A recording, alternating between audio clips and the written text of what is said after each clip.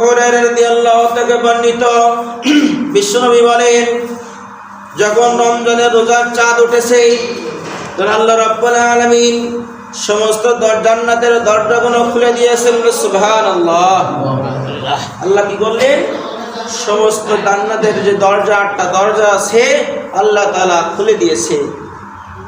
আল্লাহ রাসূল সাল্লাল্লাহু আলাইহি সাল্লাম বলেন, জাহান্নামের যে 7টা দরজা আছে, আল্লাহ রাব্বুল আলামিন রমজানের চাঁদ ওঠার সাথে সাথে জাহান্নামের দরজাগুলো বন্ধ করে দিয়েছে, একটু অবশিষ্ট থাকবে না।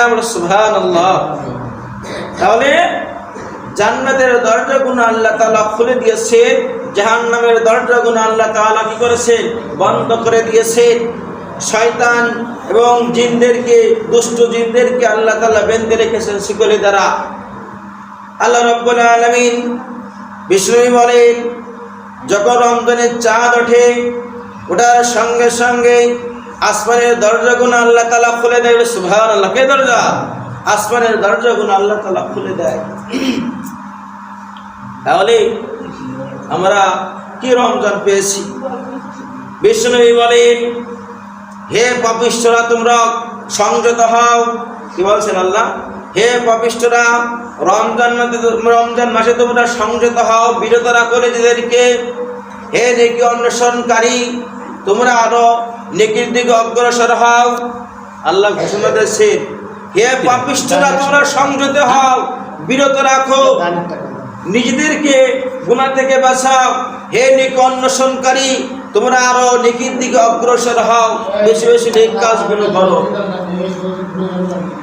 আমরা কথা বন্ধ করি, মসজিদে কথা বলতে হবে না।